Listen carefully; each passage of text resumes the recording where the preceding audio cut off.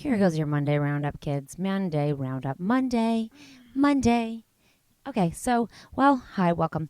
Nat and I had a lot of big conversations this weekend, and I've come to learn something. That You are not alone. Well, I've come to realize that parenting, your kid is capable of everything. Oh. And I hear way too many parents saying, my kid would never. Oh. Or like, I wouldn't ever think of that.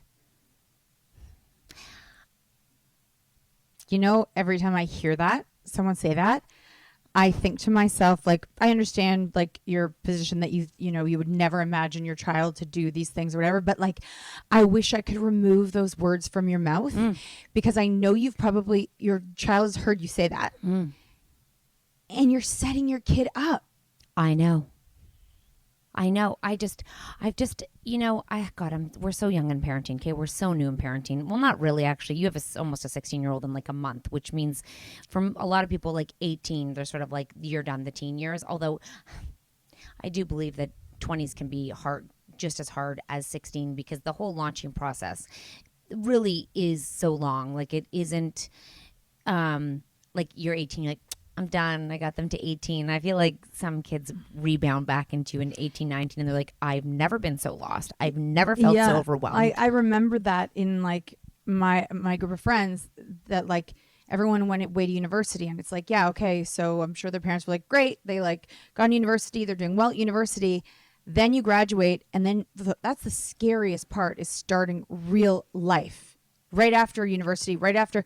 I mean, the only thing with college is that you've learned a skill, and in your college program, you've probably done like some co-ops, and they're so helpful in letting you know where you would get a job after that. And even those jobs come to the colleges to look for students. Yeah. Whereas university, it's like, I mean, what really is unless you went to law school or medical school or something like that, like, what do I do now? Yeah. I mean, it never ends. It never ends in terms of being a mom, because I hear people who have grown-ups and they have babies and then they go through postpartum. Like, really, your job never is over. That's not a terrible thing. That's a great thing when everyone's like, your mom, your parent, you always need your parents. God, we still need our parents all the time right now. Like, you and me need our moms all the time. Like, it hasn't ended on needing them. We don't need them to like worry about us in terms of, well, they still worry about us. Let's not. Oh, yeah. But in terms of like coming home at night, I'm sure they still do, but I don't think they stay up waiting for us to walk in the door, No. But I will say that I think that parents today, I don't know why you think your kid's not capable of everything. I'm not sure how I believe that they're capable of everything. I don't know why. Maybe because I was capable of everything and no one thought that I would do what I did. And I was definitely not a nice, kind, always nice, but I was definitely not straight and narrow. And I am wondering, if you haven't lived it, can you not comprehend it because you didn't do it? So your kid would never do it. Like, you can't understand the people who did it. Like, I'm having a really hard time. Yeah, I'm actually thinking about like parents that I talk to who are like, oh my gosh, like, we're always like, what we were doing at our kids' age was like a lot more than they're doing. And then I'm thinking of the parents who are like, my kid would never do that. Yeah, I don't know if they did it. So they just can't comprehend that someone their age would do it. And maybe they also think the kids that did that stuff, they probably think they weren't successful in life because they were so naughty. You know what I mean? They have like a bad connotation. Whereas we see like literally you could do almost everything wrong as far as like the traditional path and still end up great. I think your kid is gonna fuck up. Your kid is going to make a mistake. Like, your kid is going to make a mistake. Your kids will make mistakes. If they don't, then you have blinders on, because every kid makes mistakes. Every parent makes mistakes. Every adult makes mistakes. No one doesn't not make mistakes. No one lives a perfect teenagehood where they don't make a mistake. Well, and we're also very open with the fact that if for some reason your child has been absolutely perfect up until being an adult, That you know of. that it's going to be really hard when they do fuck up and they're older. Yeah. Because first of all, it could have a really bad impact on their life, but also for their own confidence. Failing for the first time when you're an adult could be soul crushing. It could end you. And mistakes and failure, I mean, yes, they go hand in hand, but I'm shocked when, I guess I'm just really shocked that parents are so, what do you think your kid is doing? And I really think where there's smoke, there's fire. If they're involved in a situation and they say, oh, they were just there, they weren't actually part of the thing, or they know the school someone got it wrong. No, if there is a situation, I was thinking of something that would happen at a school, and the parents might get called and like, they were involved in this, and then the kid comes home and is like, no, I swear to you, I was like, that's not how it went down. It was like this. Maybe, but also usually there's some grain of truth. Well, and also like a school does not want to call the parents. No. They want the least amount of like having to deal with parents and telling them bad news. If they're actually going to pick up the phone and call you, Yeah. they've thought it through. Well, if you're trying to rationalize with yourself that your kid is telling you, like, your kid's like, be like, no, they got it wrong. They didn't. That's not how it happened. And you're like, yes, you can hear their story, but I would always see that there's grains of truth, probably on both sides, but it doesn't just randomly pop up where a situation where you can rationalize that it wasn't at all involved in then. And I really think that parents who, I was just thinking when there's like situations with like dynamics of kids and girls, like, or boys, like when they don't get along or there's something that happens and parents get involved, and then you get a phone call and you're like, you're a kid. I'm like, absolutely, my kid could be involved in this. Like, absolutely. Like, please tell me more so I can address the situation. No way. There's not a chance that my kid would ever do that, because what are you serving? Even if your kid wasn't involved, let's just give an example. Let's just say your kid was on a field trip and got caught, like an overnight camp, and got involved, was in a cabin where everyone was vaping and drinking or doing drugs. Okay, let's just say. They walk in, they get busted, all of them get busted, and your kid's like, I was in the cabin. I didn't do anything. I was just there. Okay. Maybe your kid did nothing, but it was a group of kids that had all found each other and went, and they were just like a bystander. First time, totally believable. Third, fourth, fifth, sixth time, I was just there. You have to begin to look at the pattern of like, wasn't me.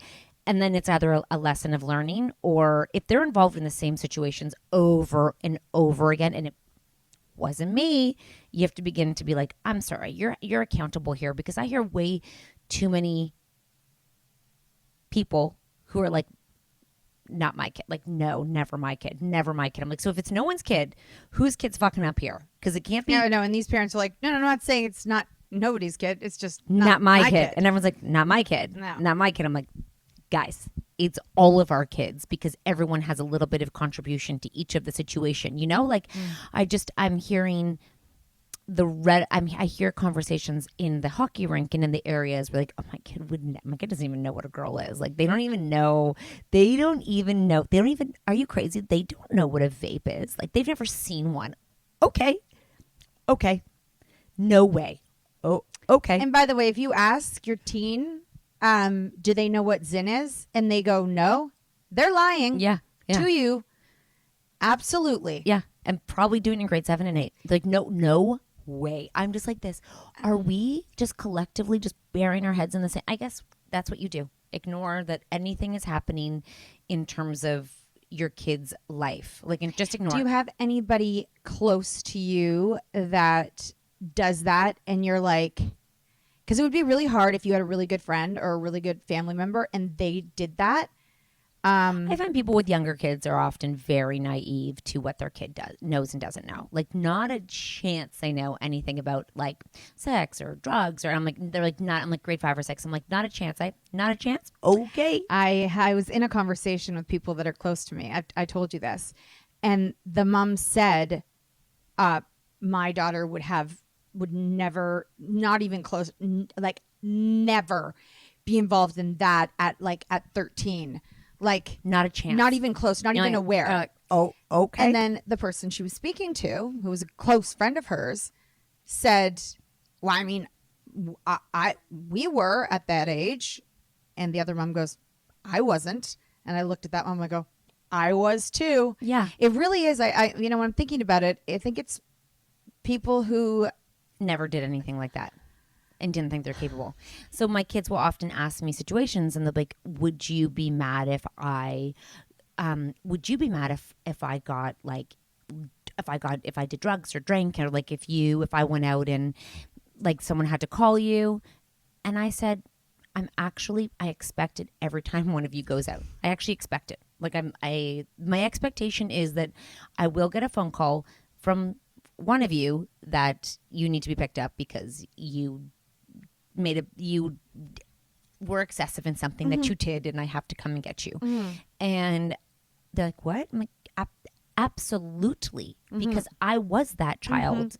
And I'm absolutely aware at any point that any one of you is absolutely going to make that decision. I'm absolutely also aware that one of you could also get in a relationship very early and, you know, be involved in like an intimate relationship at a young age too. I know when parents are like, oh my God, like I get this a lot. Like I went to a girls' private school for grade 7, 8, and 9. And during that time, we weren't really in touch with boys, but all my friends that went to the co-ed school after grade 6, I heard all their stories. And when I tell some parents what was going on in grade 7 and 8 back then, and by the way, still now, they're like, no way. I'm like, one, interview any friend who went to these schools, and it is 100% true. And is that so shocking to you? Well, wipe the shock off your face because that's reality. That's really hilarious because I'll never forget. Like there's a lot of schools in Toronto are surrounded by parks and like reservoirs and ravines. Like they're kind of in green spaces within the neighborhoods, and it's where a lot of the kids will go back to go party on the weekends. Like kind of idiots, but anyways, not the point. They'll go back to the ravines, or they'll go places where they used to they'll go get high at lunchtime, like in a ravine where all the parents are walking. Just not the smartest tool in the toolbox, okay? But I guess if that's what you're not thinking that you could get caught if you're hiding behind a tree. Like, no one can see me. Okay, I can smell you from here. But grade 7 and 8, same thing. Getting high in the ravines, getting fingered in the, like making out in the bushes because there's nowhere else to go. I was like, well, do you think what's changed that much from when we were younger? And I guess if you didn't do it, you don't know. I bet a lot of parents listening right now are like, my kid would never. Okay. We were desensitized to a lot of naughty things that teenagers did because you and I, not only everyone we hung around with participated in it, and we did too. I mean, grade 9, hard drugs were going around like candy. Like it was no big deal. Nothing. Like real bad drugs. Yeah. And it was normal. It was totally normal.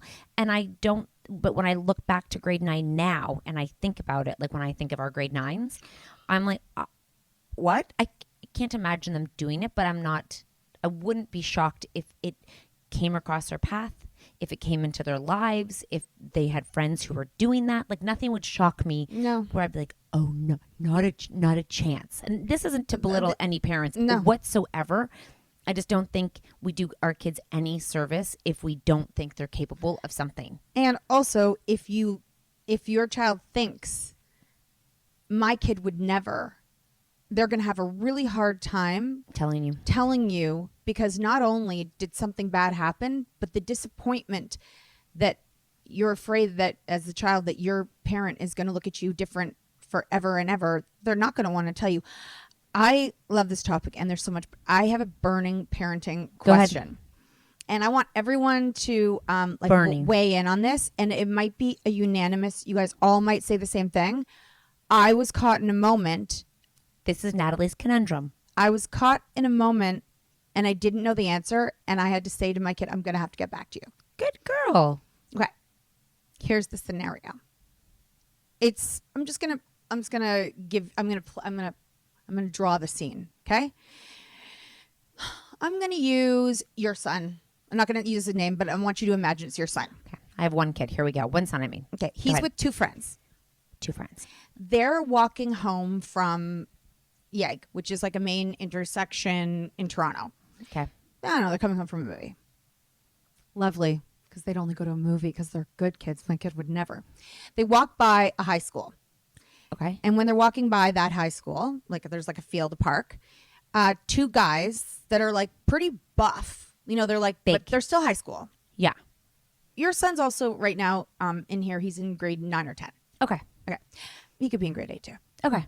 Fuck, he could be grade 7. Okay. Okay. So the three of them are walking. Two big guys come up and start beating, like just each one takes one of your son's two friends and just starts beating them. And my son doesn't have to. My son. Somehow your son didn't get, because it was like one-on-one. So they were beating the two. They didn't have a third person to beat your son. In that moment, your son's two friends are being beaten up. What does your son do? Run and call 911. Run and get help. If your son is the one that's being beaten up, Yeah. do you hope that the friend tries to pull them off? No, you're not going to. You're not. You need help. You need help right now. You need to. Now, the thing with calling 911 is with those fights, because they happen fast, because they want to like roll them, beat them up and end, there's no way the cops are going to get there in time. But at least he went and tried to get help. So They possibly could though, like if they're around the corner or close. Okay, but in a lot of the cases, your advice is leave your two friends and run away. Yeah. It's an interesting one, guys. Because I don't think that if they're coming after you for something, if you can go get help and intervene, there's a chance that if you're in a busy area, you could get help and it could stop. Okay, it's not a busy area. I think that your number one mission is to try and get help. Call someone immediately, like run and call someone on the phone, because there is a chance that someone is close to you that they can help, because you don't know how long the fight's going to go on for. You don't know what the fight is. You don't know what they want. Like if they're just walking and they just literally roll up on them and grab them, then that's kind of psychotic. If there was words of exchange or something happened, like I would be curious to if they. You don't get to know those answers. Well, I'm assuming there's words. There wasn't words. They just want to beat up. They're like, let's go beat up some guys. Let's go beat up some guys. I would fucking call and I would run and try to get help immediately, hoping that either someone's around, someone's close, someone's in the vicinity that I could break it up, because they could have a weapon. Yeah. They could have if they're that big beating up two kids, if you get involved, you're not winning this race. The whole mission is for all of you to get out. Like, get out. So this is interesting. So the other person that I asked was like, you've got to somehow try and like pull them apart or get involved, because you can't just leave your friends to be beaten up, and you might get hurt as well, but breaking it up could stop them, because if there's only two of them and then there's three of you, you got to be there for your friend. I disagree. I think you can be there for your friend by going to get help. But chances are, well, I would tell my kids to fucking run. And if you're in grade 7, fucking run and get help.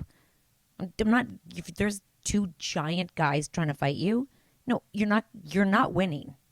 If you don't have kung fu or like karate or something, Muay Thai or something, what?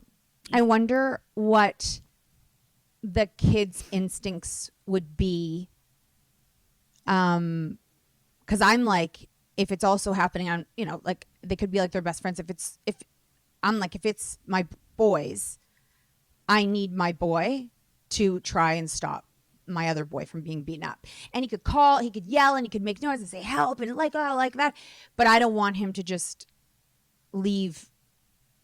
run away and leave my other son there. You're going to get, like, if you have a mission to fucking run and get somebody, like if you're in the city, you're hopefully close to one of us. If they're that young, they're close to somebody in the neighborhood. You would hope that they would know, right? That's the whole thing though with launching your kids, is I think a lot of people don't tell their kids what to do, so they don't know what to do. So if you have a plan, like I always say to my kids, give them what they want and leave. Yeah. Because if you're going to start fighting them, you're just instigating the fight. They're not going to back off if more people get involved. It's not going to be like, oh, now we're going to back off. Now you're going to just get more and more involved. And I'll never forget the girl self-defense, which is like on the Common Parent and one of the best interviews that everybody should even join and go listen to. Her whole thing is like, don't get into that situation. Like, don't let someone, for girls, it's about being grabbed. So unless someone's coming behind you to grab your things, still, even when you get in the fight, your whole job is to get the fuck out of that fight, not to fight back. What would you advise your And I think teenager it to depends do? on how big. I think it depends on. My daughter goes, it's okay. You'll never be out late after the sun goes down. Yeah, I always worry about the boys getting jumped more than the girls, actually, to be totally honest with you. Yeah, me too. And I tell my son all the time, who takes a subway, like, watch what you're wearing on your shoes. Watch when you take your phone out. And, like, don't. I also feel like Even the coat. I won't buy him that expensive coat they all want. I'm like, I'm not going to get you that coat. Because it just, you, number one, don't care that much. And number two, why put a target on your back? It's a North Face coat. It's expensive. They all want it. He hasn't stopped growing. every single child in our city has one. And it didn't used to be that expensive. And then it went off the chart expensive. And I was like, if you're on the subway, why? And one of our coworkers whose husband's 6'4" or something ridiculous was on the platform in the subway. And unfortunately, it's where a lot of people with mental health go, and they ride the subway because it's cold now. The guy, he was just standing there. Some guy crashed into the pole, not even near him, and started to try to pick a fight with him, being like, why'd you do that? He's like, oh, what? He's like, why'd you push me? He's like, he just walked away, but he was 6'4". And that guy decided to go and start something with him. And I was like, it's just the whole thing is crazy. And I really take from every self-defense course, if they're pummeling you and you add more fuel to the fire, if there's 3 and 2 and you're not as big or strong as them, you're probably just going to get them more agitated than you are if the kids are like, I don't want to fight. Like, they should be like, I don't want to fight. Maybe you don't have to leave them, but like, I don't want. If you just say, I don't want to fight, like, what do you want? I don't want to fight, because I think your natural response is to like fight back. And I think you just say, I don't want to fight. Like, I don't want to fight. And what are they going to do? You put, I don't want to fight, rather than being like fighting back. You're not going to win if they want to fight you. The example, like how it came up, was it actually did happen. And This is a very big thing in our city, by the way, you guys. Yeah, We're jumping kids. It's ridiculous and it's terrifying. And somebody was filming it, obviously. And I was like, that's so weird that in our minds, that's so weird that kid stood there and videoed it instead of trying to either help or get help. And maybe that was their way of helping. Like, now they have like video proof of. I mean, no, they obviously just want to share Well, it so everyone can see it. Okay, so hold on. Well, that's terrible. Then that's not a real friend. No, I don't know. I don't know if it was a friend. But then my Oh. kid said, what do you do in that situation to help that kid? Yeah, I think that if more fighting, it breeds more aggression. So if you can either say, I don't want to fight, if everyone like, if you don't fight back and you just stand there like, I don't want to fight, usually they'll stop fighting. Usually, if you continue to fight. Yeah, all of fights usually happen within, like, if the people are beating each other up, it's like less than a minute. A lot of shit can happen in 1 minute. I know. Bad shit can happen in 1 minute. It's so funny this conversation's happening because I have this conversation a lot with Max, because he does take the TTC and he looks older than he is. And I think that no one's not a target. It just depends. Some people, it's like, that kid looks like he could. One kid we know, they thought he had vapes. He had no vape. So they beat him up because he had no vape. Because like, I don't have vape. Like, I don't have a vape. Yeah, you do. No, I actually don't have a fucking vape. Like, I don't carry that. And I just say to him, I'm like, if you just say, I don't want to fight, they might punch you, but like, just stand, I don't want to fight. And then if you're not fighting back, sure, your ego might be bruised, but fucking who cares? Everything else is intact. And a lot of kids go and try to fight back. And I'm like, no. Well, I wonder if, fight or flight, I wonder if a lot of kids just will naturally try to protect themselves. Oh, I know the situation we were talking about filming is someone I know, their daughter, they're older and they have an older daughter, or their friends have an older daughter. So they were away for the weekend, like maybe 19. Someone broke into their house. Mm-hmm. She was home alone. Mm-hmm. She goes downstairs, Mm-hmm. knows someone's broken the house. She's filming him breaking into her house rather than calling 911. I'm like, because they have a picture and a video of the break-in, and she's hiding behind the couch filming him. I was like, number one, okay. Number two, let's change our instincts, people, to back to calling 911, not filming what is the crime. Like, let's switch. Let's drill that into the kids too. Literally filming. What you see the video of her behind the couch? He turns a corner, look, and I'm like this. She showed me the video, and I was like, do you not find it all odd that she didn't call 911, like wasn't on the phone with 911, but her first instinct was to film? I was like, How old was she? maybe 19, 18, 19. I was like, I'm not judging. I'm just like, I know. I'm just like, that's a very unique. What are you going to do if they come at you with a video? I know, but I feel like that must be more of an an instinct of kids these days. Film it, because then I can catch them and I can show you might be dead by then, babes. The number one rule that you can do is if you can just give your kids the conversation of what to do in situations, like of what to do if someone comes up to you, if what to do if someone follows you home, if what to do if they say something to you and you don't hear them, like, sorry, I didn't hear you, like how to de-escalate and how to remove. Because if you look at any courses of fighting and like karate, do you know my husband? No, I've never met him. Took a karate class. He got to black belt and they wanted him to go to competing, but he couldn't because he was in hockey. The place still exists. You'd have to go. He showed it to me. There's no sign, and it's between two dumpsters. And you walk in and like you go to the basement, and like once or twice a year you would. I can't believe he's never shown us his karate. Dude, he's so flexible. It's from karate. So he told me that now I know why he is not afraid to fight anybody. He knows all the things too. He showed me everything, and I was like, excuse me. There was a test they would have to do, and he was so advanced he had to go with adults. So he was a kid and he was with adults, maybe like 13. I forget when he stopped. And he was with like full karate adults, men.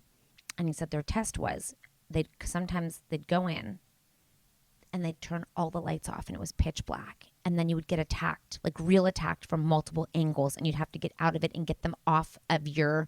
And I was like, her kid's age. I was like, I cannot imagine my kids walking to a basement in where the dumpsters are in the middle of nowhere and the lights in it. Like, he's like, it was no windows, it was like just this floor mats, like a few windows, and like the lights would go out pitch black and you could see nothing, and you would have to figure out how to get out of the situation as they attacked you. I was like, they would have nightmares I'd have to breastfeed them. I'd have to go back and put them back in my bed and be like, it's okay. And that fucker's up there getting karate kicked I was like, that fun? He's like, I just didn't think about it. I was like, wow. It's like, that is insanity. Does your nephew still do karate? Which one? The legend? I don't know. Yeah, I don't know either. He used to. His focus has changed. He's going to the Olympics, so. Oh, the legend. Yeah, I don't know, but I thought, and Mark always said in their whole thing is don't get into it. Like all the karate and the Muay Thai, it's not to fight. It's like you only use it last resort. All before that, get the hell out of this. Don't do this. He knows all the pressure points, all the things, like where he can make it. Yeah. No idea. I know cops know how to do that too. Anyways, I thought to myself, yeah, I think that if your kids are involved in something, you should have conversations with them what to do. Like, you really should have conversations of how to get out and make a plan. Always if they're roaming the streets, make a plan. I know. And I do think that the girls are so much more aware in public of people and things and all of that than the boys. We have to be. From a very young age, you run when someone walks behind you. Right away, we're like this, where boys don't even realize someone's behind them. No. I do tell my son and my husband, cross the street if you're walking behind a female. Never, ever, ever. Like, if it's night, I'm like, cross the street. You look like you're a big man. cross the street. You do not need. She's concerned about you as a. I always used to just cross the street myself, but I know. mostly because oh my gosh, the worst was when your neighbor is walking home the same time as you. You guys are kind of walking the same pace, but you don't want to talk to them. Yeah. Oh my God, I spent so much of my life just trying to avoid those conversations and ending up walking beside a neighbor because it would be mortifying to have to. Because then now you're walking beside you, and now you have to talk the whole way home. Now they have headphones. Oh God. And if, like telephones, so they can get on the phone and pretend they're talking to someone. They no longer have to do that. Oh, that's a good one. Yeah. They just put their AirPods in. They pretend to talk. They're like, "Oh, sorry, I'm on a call. Oh yeah. I'm in a business meeting. I'm 12, but I'm just talking about homework. I can't talk to you right now. I'm a little busy. I can't." I know. All right, guys. Well, weigh in and let us know what you're doing to street proof your kids. And if you are part of the Common Parent, go look up that interview.